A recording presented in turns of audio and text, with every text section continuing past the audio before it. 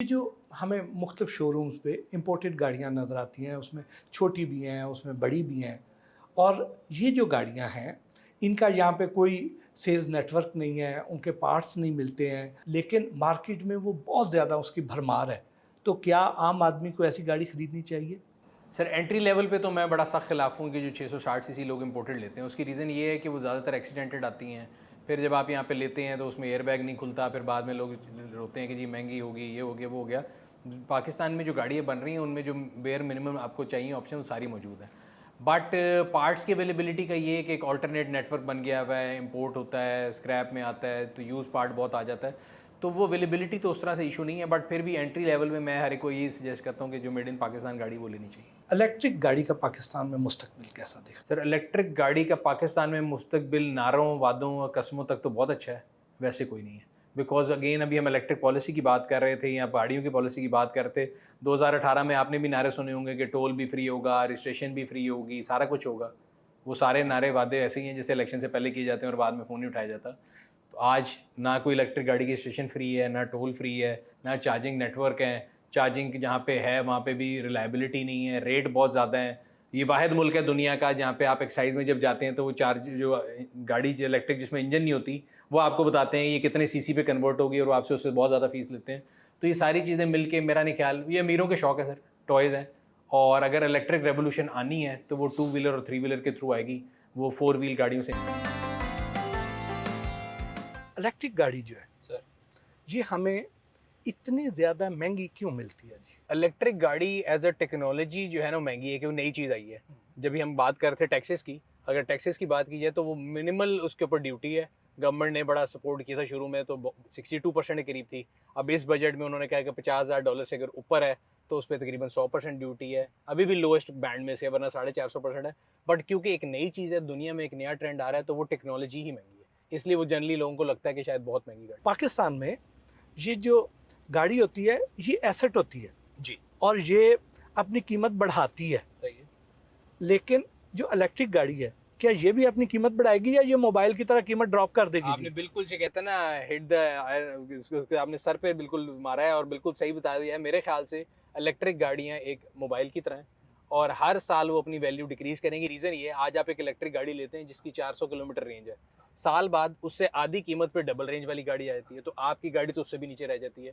और ये मैं एक रिसर्च भी पढ़ा था कल कि 3 साल के अंदर इलेक्ट्रिक गाड़ियाँ जो है ना वो बिल्कुल अपनी मिनिमल वैल्यू पे आ जाती हैं, क्योंकि टेक्नोलॉजी बढ़ती जा रही है, बड़े से बड़े सेल आते जा रहे हैं, बेहतर टेक्नोलॉजी आ रही है। तो आप बिल्कुल ठीक कह रहे हैं और यही वजह है कि हमारे यहाँ पे क्योंकि लोग गाड़ी को प्राइस बाउंड के तौर पे लेते हैं, तो वो कहते हैं यार इलेक्ट्रिक लेंगे तो साल बाद तो नुकसान हो जाएगा, इसलिए वो नहीं ले रहे। पाकिस्तानी अवाम को क्या पैगाम देते हैं कि पाकिस्तानी अवाम को हाइब्रिड गाड़ी पे जाना चाहिए या इलेक्ट्रिक पे जाना चाहिए या पेट्रोल पे जाना चाहिए? बट सर मेरे ख्याल से जो शिफ्ट है ना पेट्रोल से डायरेक्ट इलेक्ट्रिक पे जाना तो बेवकूफ़ी है। पेट्रोल से अगर आपको शौक है कि आपने कन्वर्ट करना है और सेविंग करनी है तो फिर हाइब्रिड, फिर इलेक्ट्रिक। जो पाकिस्तान के हालात हैं, जिस तरह आपने बताया कि अभी इंफ्रास्ट्रक्चर ही अवेलेबल नहीं है, सर तो यहाँ पे भी बहुत सारी अब इलेक्ट्रिक गाड़ियाँ पाकिस्तान में आना शुरू हो गई हैं। सर अब BYD इतना बड़ा ब्रांड है, वो भी पाकिस्तान में आ रहा है। बिल्कुल। अब होगा सर ये कि जिस तरह पहले मैंने आपको बताया ना, टोटल अभी पाकिस्तान की अगर हम बात करें आज, तो पाकिस्तान में 1400 के करीब इलेक्ट्रिक गाड़ियाँ होंगी, जिनमें से 1200 के करीब एक ब्रांड की और बाकी 200 लोगों ने मंगाई थी। बट अब पिछले 1 महीने के अंदर BYD, चंगान की दीपाल और 1-2 और कंपनियां जो इलेक्ट्रिक गाड़ियां लेके आ रही हैं। सुनील मान के साथ उनके घर पहुंचे, जहां उन्होंने अपने गैराज में खड़ी तमाम गाड़ियां दिखाई।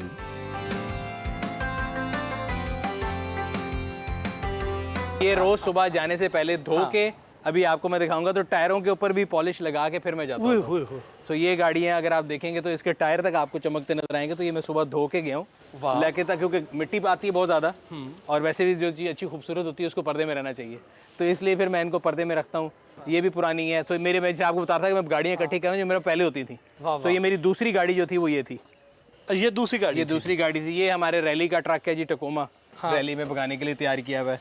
तो इसके ऊपर पूरी सस्पेंशन वगैरह ना आप देखेंगे तो आपको नज़र आएगी, ये रैली सस्पेंशन वगैरह डली हुई है सारी, और ये पूरी रैली प्रिपेयर्ड है गाड़ी। ये भी एक मैं आपको भी दिखा रहा था मास्टर पीस है, 1999 की करोला है, और ये भी मिट्टी इसके ऊपर इसकी वजह से पड़ गई, लेकिन मैं इसको सुबह धो के साफ़ करके गया था। वाह। इसके पीछे ये हमर है जी, मैंने बड़ी ये कहते हैं ना मोहब्बत से रखा है। मेरा ख्याल है ये पाकिस्तान की हर रैली में हर जगह मैं इसको लेके गया हूँ और ये कह सकते हैं कि अगर कहना है एक गाड़ी जो आपकी पहचान हो हाँ तो ये मेरी पहचान है, बल्कि इसमें मेरा नाम, मेरा ब्लड ग्रुप भी लिखा हुआ है। अक्सर लोग पूछते हैं कि ये क्या है, AB। सो यहाँ पे मेरा नाम और मेरा ब्लड ग्रुप लिखा हुआ है इस गाड़ी के ऊपर। वाह वाह। और यहाँ पे फिर अगेन पुरानी गाड़ी, जैसे मैं आपको बताता कि मेरा शौक पुरानी गाड़ियों वाले हैं। सो ये पुरानी BMWs की कलेक्शन है जी। वाह। ये तीनों कन्वर्टेबल हैं, तीनों BMWs हैं। एक ये है, एक ये है, एक आगे ये आपको नजर आएगी, ये भी BMW ही है। तो ये 3 BMWs हैं जी। वाह। और ये तीनों कन्वर्टेबल हैं। जिस दिन मौसम अच्छा हो, छत खोल के आपने घूमना फिरना तो उसमें जा सकते हैं। तो अभी हम इलेक्ट्रिक गाड़ी की बात करते हैं आगे। अभी इलेक्ट्रिक गाड़ी आ गई जी। सो ये अभी नई लॉन्च हुई है चंगान की गाड़ी। ये 540 किलोमीटर चलती है और ये आपके सामने चार्जर लगा हुआ है। इस टाइम पे ये चार्ज हो रही है। तो जब ये चार्ज पूरी होगी तो इसको निकालेंगे।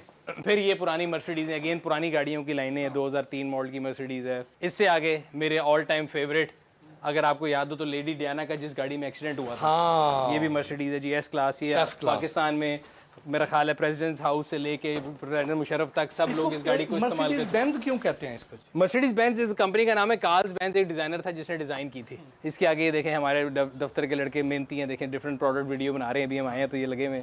सो ये 1964 की, मेरा ख्याल है मेरी पैदाइश से भी कई साल पुरानी गाड़ी है। और अगर आप इसकी रजिस्ट्रेशन देखेंगे, वर्किंग कंडीशन में। हाँ जी, वर्किंग, और इसकी रजिस्ट्रेशन देखेंगे तो बड़ी खूबसूरत है। फिर एक और वो गाड़ी है आगे, और इस तरह हमने सारी खड़ी की हुई है। बट कोशिश ये करते हैं कि इनको झांप के रखें, साफ़ करें, शौक पूरा करें। सुबह 2-3 घंटे इनके साथ गुजार के फिर दफ्तर की तरफ निकलते हैं। तो आप गाड़ी बेचते नहीं हैं, सिर्फ खरीदते हैं? जिसका ख्याल ना रख सके वो बेच देते हैं। बट कई ऐसी हैं जो नॉट फॉर सेल कॉर्नर हैं, जो दिल के बड़े करीब हैं। जैसे ये हो गई, हमर हो गई, आगे भी आपको दिखाता हूँ। वो जो नॉट फॉर सेल कॉर्नर है उसको नहीं बेचते। आपने तो अरबन रुपए की गाड़ियाँ रखी। नहीं सर, अरबों की नहीं है ये सारी। अगर आज के एक नई दौर की गाड़ी है, आप एक बेचो तो ये सारी इकट्ठी हो जाती है। बट ये शौक की बात है। और इन सबको जब मैंने लिया था तो ये इस बुरी हालत में थी कि ज़्यादातर ऐसी चलती नहीं थी। तो ये हो गई, ये हो गई, बिल्कुल डेड थी। मैं फैसलाबाद से लेके आया था। इसके ऊपर मैंने 1.5 साल लगाया, इसको सही किया, पूरी दुनिया से इसके पार्ट्स इकट्ठे किए। अगले वाली जो है उसके साथ भी है। तो इस तरफ भी अगर आ जाए तो ये भी सारी सब पुरानी गाड़ी हैं, जो कि इनमें से आधी। वाह वाह। ये जीप जो है जी, ये वो है मट 151 है। हाँ। और ये अभी मैं आपको इसको स्टार्ट करके दिखाता हूँ। ये अपने जेनोन इंजन में है। वाह। और मज़े की बात है इसमें चाबी कोई नहीं होती, क्योंकि अमेरिकन जो आर्मी है ना वो इसको यूज़ करती थी। सो आपने जब अगर जंग लड़नी है तो आपके पास ये टाइम नहीं है कि आप गाड़ी के अंदर चाबी लगाएं और उसका वेट करें। सो आप इस पर बैठते हैं, बड़े मज़े की है। इसका ये सिंपल ऑन है, यहाँ से इसको ऑन करेंगे और आपके पाँव में एक बटन है जिससे इसने स्टार्ट होना है। आपने पाँव से इसको दबाना है, ये यहाँ से स्टार्ट हो जाएगी। और ये देखिए ये अपने इंजन में है, कोई चीज़ चेंज नहीं की हुई। ये गाड़ी कितने की ली थी आपने? ये मैंने ली थी जी आज से तकरीबन 4 साल पहले, 8,90,000 रुपये की। 8,90,000 रुपए की? ये हाफिज़ साहब आपके लिए इलेक्ट्रिक स्कूटर जो हम बात कर रहे थे, 3 व्हीलर वाला। सो ये ख़वातीन ने अगर चलाना हो, इसका नाम ही निसा है। सो ये भी अभी एक इलेक्ट्रिक आया, हमने कहा इसको भी चला के देखते हैं, क्योंकि हमने रिव्यू भी करना होता है। आगे इधर फिर सर पुरानी डिफरेंट गाड़ी है। ये मैंने एक FX रिस्टोर की थी। हाँ।